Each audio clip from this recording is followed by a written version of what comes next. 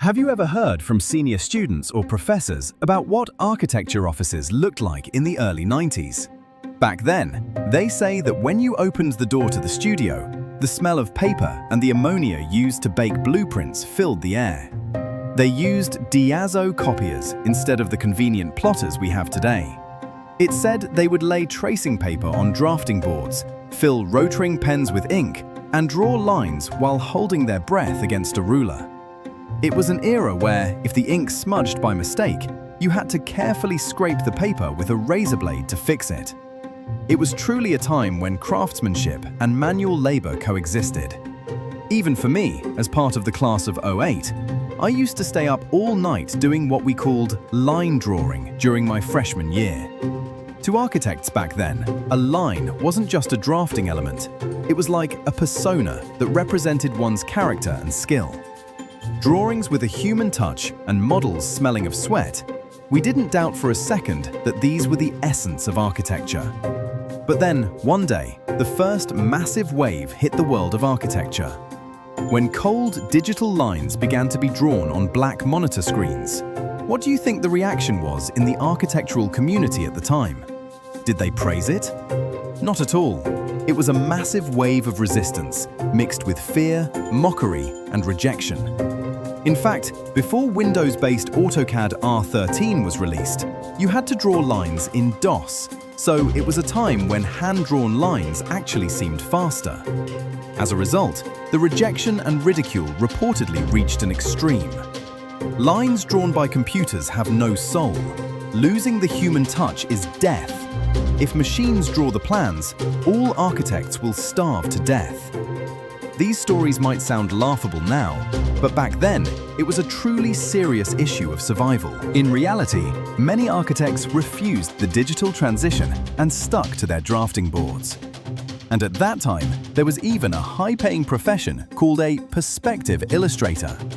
Literally, they were people whose job was to draw perspective views. They said they had to spend all day hunched over drawing lines with ink. A single A1-sized perspective drawing reportedly cost more than 3 times the monthly salary of an average office worker. However, the advent of CAD replaced that entire process with cold data of zeros and ones. It was the moment when decades of refined brushwork and pen pressure control began to be treated as less valuable than a single mouse click. To them, CAD must have looked like the main culprit ruining architecture. But the result is exactly what we know today. Did architecture fail?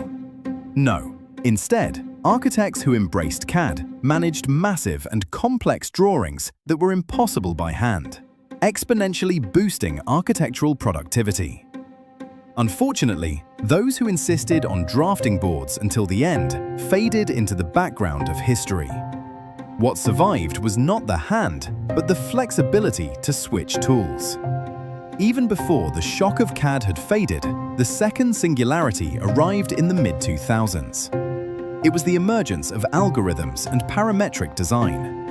Until then, we drew lines and built walls directly with a mouse.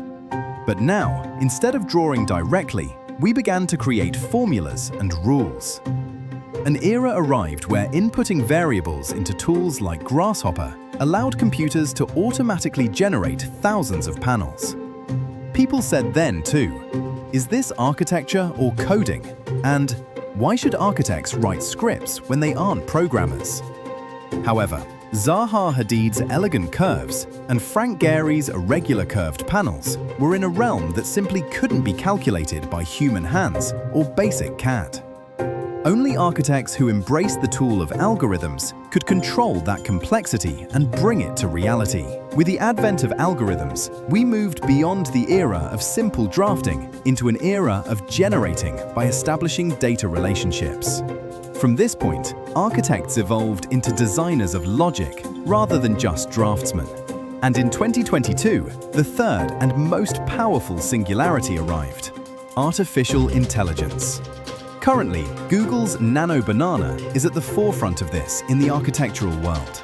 The scale of change is disruptive beyond comparison to the past.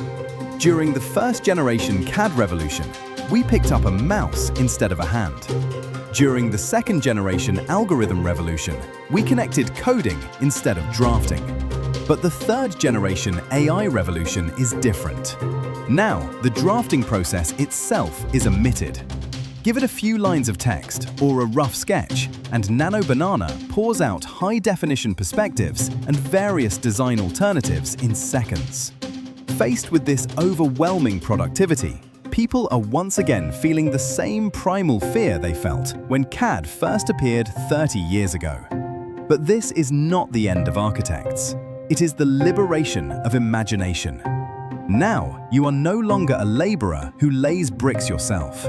You have become a creative director who gives instructions to hundreds of AI employees. The winners of the AI era will be those who add AI on top of architectural fundamentals. Nano Banana is a mirror that only shows results proportional to your knowledge. Don't blame the tools or the era. Build a solid engine of dimensions, structure, space, and logic, and then attach the booster called Nano Banana. Architecture will not disappear, it will only evolve. And the key to that evolution must still, and forever, be held in your hands.